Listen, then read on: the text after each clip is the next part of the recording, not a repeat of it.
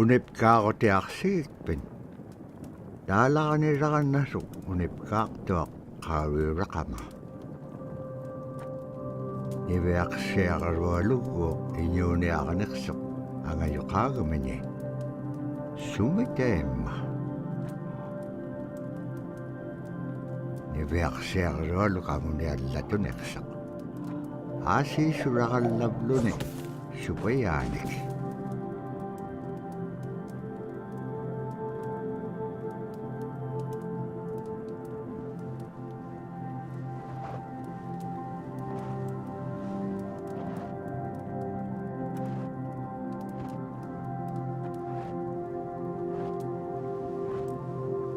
Iñuuniaqhutin anuqqautigaich anuqulingaallaaqsuq anuqulingaallaaqpaalluni kisaimma panernialiaqsivut niviaqsiaqarualu kisaimma isummertoq tapraasi kangitsaquaqsigaasumman anuqlisuurukumagaan summan anuqulingaallaaqamagaan tapraasi kangitsaquaqsigaasumman anuqlisuurukumagaan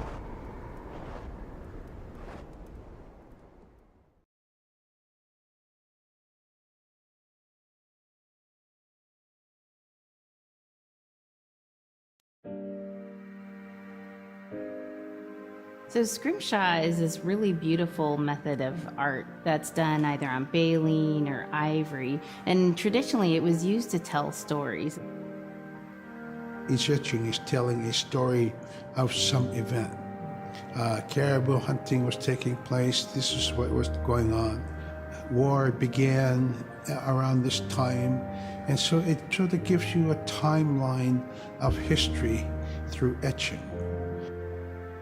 An elder or the person who carved it would literally be able to read the scrimshaw story. They're like reading a book, in a way. A lot of the storytelling traditions would be things that after the storytelling was done, we'd just rely on the next person telling it.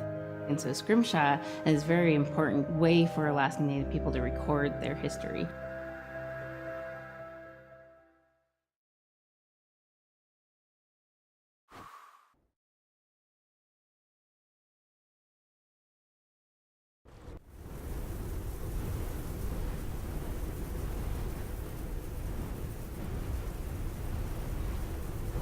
anuqulliqpaalluni suniuraqanaitsoqunni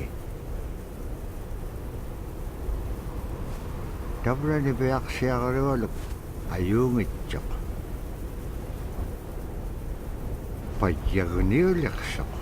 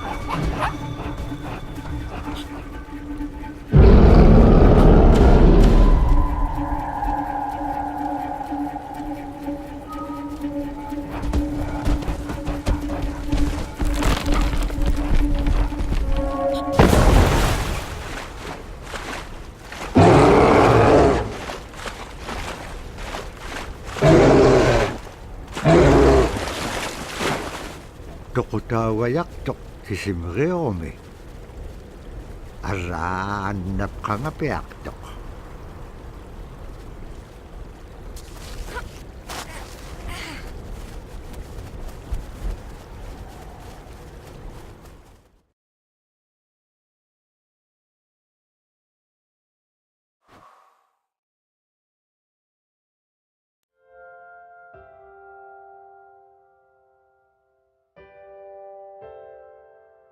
It'd be busy, busy, busy all through the day. You get up and you just go right to work, you know, right to work. There was always something to do. There was never any idle time. The only idle time we had was after we eat and before we go to bed. One of the older people would just be relaxing, laying down there and saying, you know, it'd be really nice to hear a story.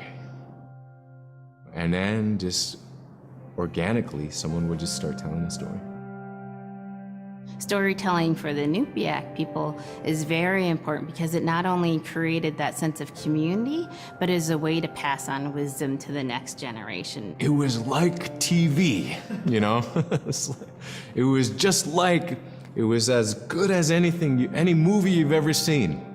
And the storyteller told it so clearly that it was just as powerful as any of the greatest movie blockbusters you've ever seen.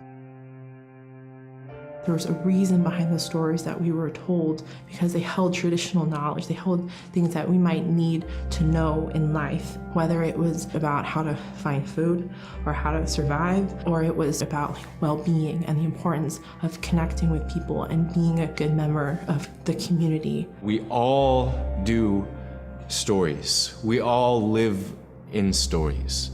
We all tell stories to our friends. And they need to be told. They need to be heard.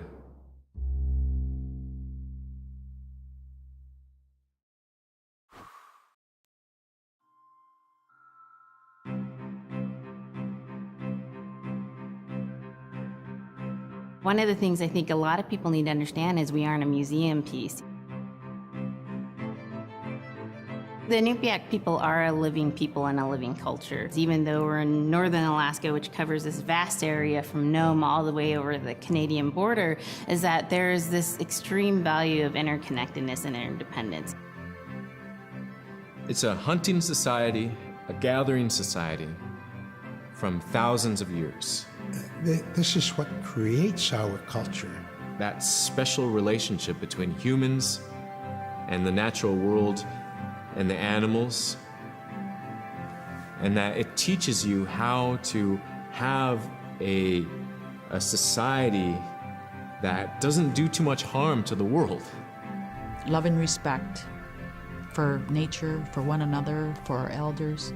Very, very fundamental value, key to life.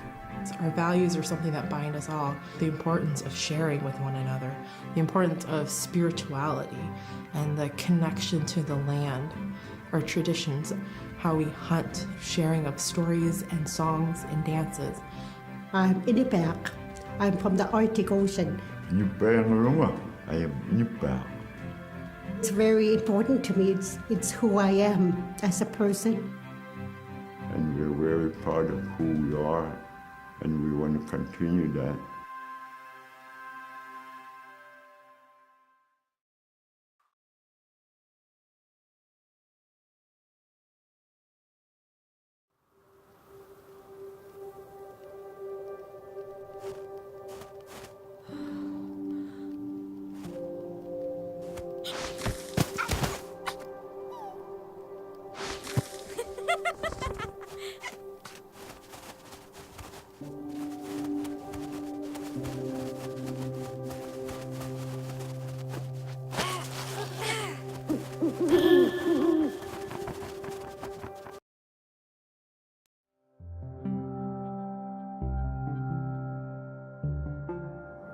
When I was growing up, my grandpa had a pet white fox.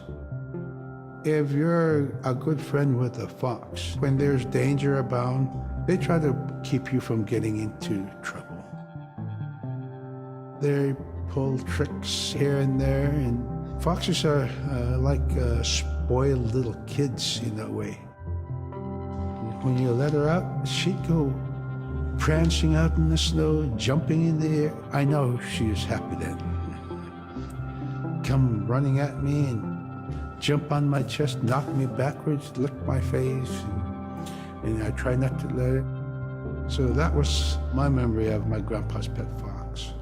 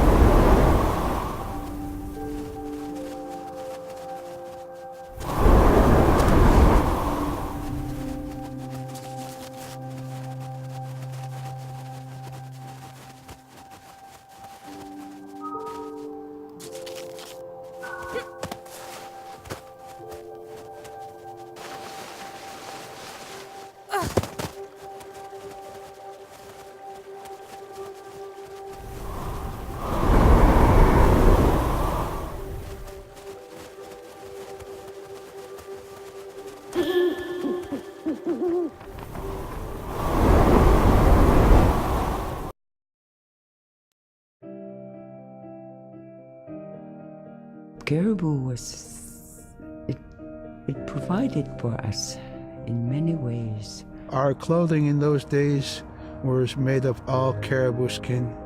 I grew up wearing caribou pants, mittens, caribou skin mattress, blankets.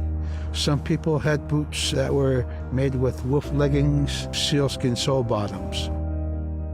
Baleen was shaved to make insoles. They kept us quite dry and warm as well. But the caribou skin clothing was the best. We would get as many yearlings as we could for our outer clothing. And for a heavy winter, we would get caribou in February or March because the hair was the longest and the skin was the thickest, and we would use those for our winter gear. With that stuff on, you could sleep outside in 50 below and it wouldn't bother you a bit.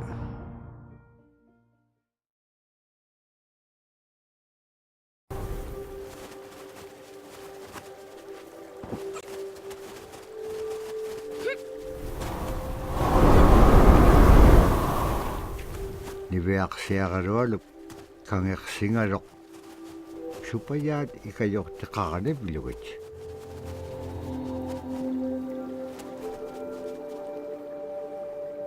Allauluni taamna teriganniaq sivuniqsipkangaga niveaqsiaqalualuk qanutun peqpaganaqtilaangit tamatkua ikayortauruat.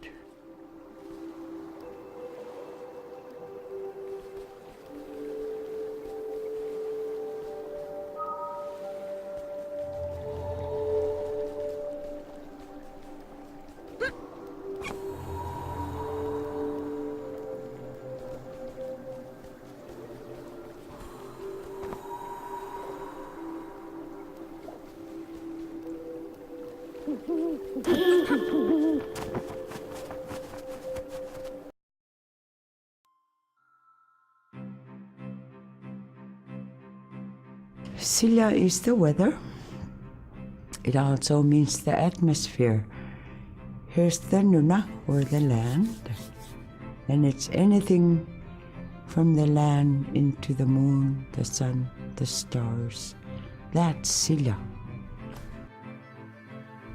It's a very spiritual, and we have a relationship with Silla. Silla has a soul in the same way we do as people, in the same way animals do. I think spirit helpers in and of themselves are really about how we're connected with things. And so it may be that there's a spirit helper that shows themselves as a bird to show you the way home, or it may be a spirit helper that actually decides to show themselves with the face and body of a man instead of their animal form. And so I think one of the things that's hard to understand is that it's not one way of seeing things, it's one way of knowing you're connected to everything. We've always had that spirituality of everything around us. It's the interaction you have with the air you breathe, the ocean that you gather resources from, the rivers from which you gather fish, the tundra from which you pick berries, the animals that give themselves. It's all of that.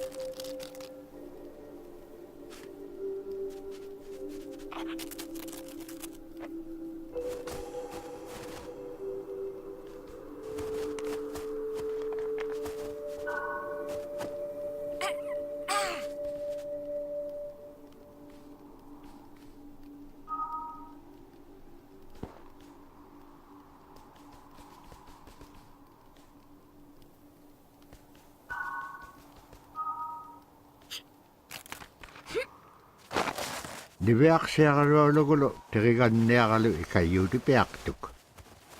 Siqaqaniutimigini. Araa kangeqsinaitsuqunni qanuq pisilaaq. Aglaan tavra atautsikun aingaluk.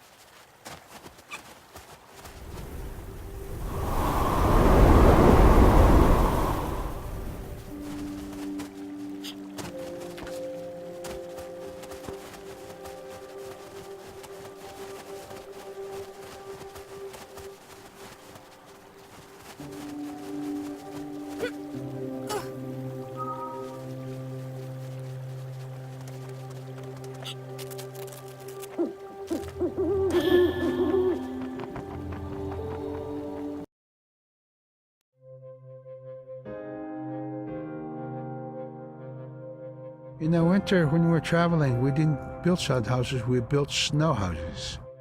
In Canada, they call them igloo, but here in Alaska, we call them Iñupiaq. We'd do a day of travel, and then we'd make a Iñupiaq. The next day, my father would set traps, spend the day there, rest the dogs, give them something to eat, and then the following day, we continued to the next place. We'd go to my dad's sister, who had a house at Dubarg. They had a small sod house over there. We didn't have to do anything. We just visit with them, and my dad and his sister were glad to see each other, and they'd talk away while us kids played outside or go to sleep. By the time we get back to our home, my father would leave us with our aunt or with my grandmother, and then he'd start on his trips and go check his trap line. We were not into 8 to 5 kind of time, you know. We're in a total different kind. We're in ecological time.